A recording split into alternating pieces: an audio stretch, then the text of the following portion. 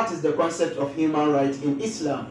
طيب الحمد لله والصلاة والسلام على رسول الله وبعد. First of all, I thank you so much for giving me this opportunity to discuss this very important topic with your listeners today. I pray to Allah to give all of us the capability to understand the concept, the very important concept that we're going to discuss today. Human rights in Islam, the concept of human rights in Islam.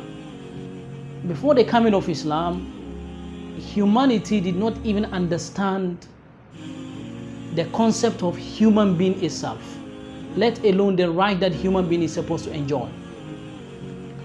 Before the coming of Islam, there wasn't so much value on human being as an independent creature of Allah, of Almighty God, and as a vicegerent and a representative of God on earth.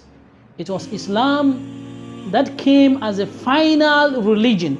It came to complete the messages that God has sent to all the prophets before.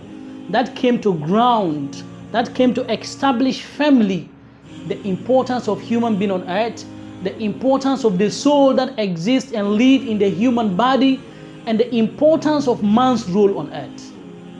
It is from this essence that Islam now solidated the rights that a human being has upon Allah. The concept of human rights in Islam is not even left to the human domain. It emanated from Allah. We start looking at the concept of human right from his relationship with God, his relationship with his own self, his relationship to his family, and his relationship to the entire universe. It is from these perspectives that Islam now draws all the various rights that humans are supposed to enjoy. So when we go further to look at human rights, you will understand that because it has a spiritual origin, human rights end where the rights of Allah start from. And human rights ends where it infringes upon the rights of other human beings. And the human rights ends where it militates against the collective human rights of the society.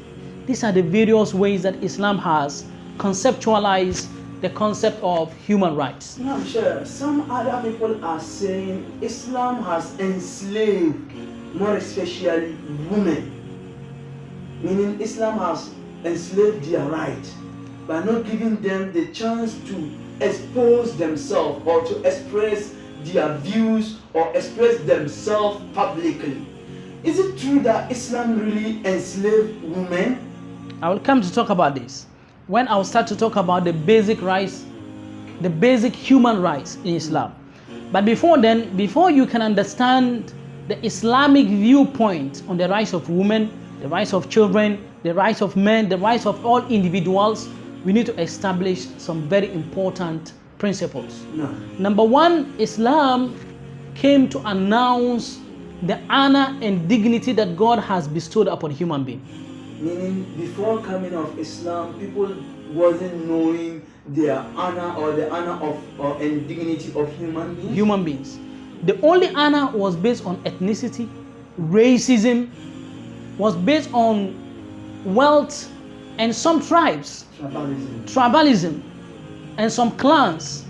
But Islam came to put the whole of human beings on the same footing, declaring equality among all of them. And from this perspective, people now understood the value of each and every human being, and the reason why each and every human being deserves to live as an honored slave of Allah. So Islam came to ensure the spiritual liberation and the intellectual liberations of all human beings. And this is very important to understand rights. How can you have rights when you are a slave of another creature? How can you have a right to speak, the right to live, the right to think, the right to eat what you want, and the right to decide your own affairs when you are just a mere slave, subservient to other creations like you? You cannot enjoy the rights. But Islam came first of all to declare that all children of Adam has honor and dignity. So the Holy Quran says in Surah chapter 17 verse 70, chapter 17, verse Surah Al-Isra, Allah says that وَلَقَدْ كَرَّمْنَا بَنِي آدَمَ وَحَمَلْنَاهُمْ فِي الْبَرِّ وَالْبَحْرِ, that we have indeed honored the children of Adam. Children of Adam, be they white or black, whatever nationality they coming from, Allah says all of you are honored. Meaning, when you take, let's take it, we blacks or we Africans, comparing us to the Europeans and the Arabs, we are all at the same level, equally in everything in Islam. We are all equal. That is the fundamentals that Islam established to ensure that do not subject somebody to your own authority. Authority, subjugation, subserviency of human being and the human race is only to the creator of humans and not to any other creature. So he said, we have honored all the children of Adam. We have honored them. So that is the honor. From this honor, you will understand why human beings should have the right to live.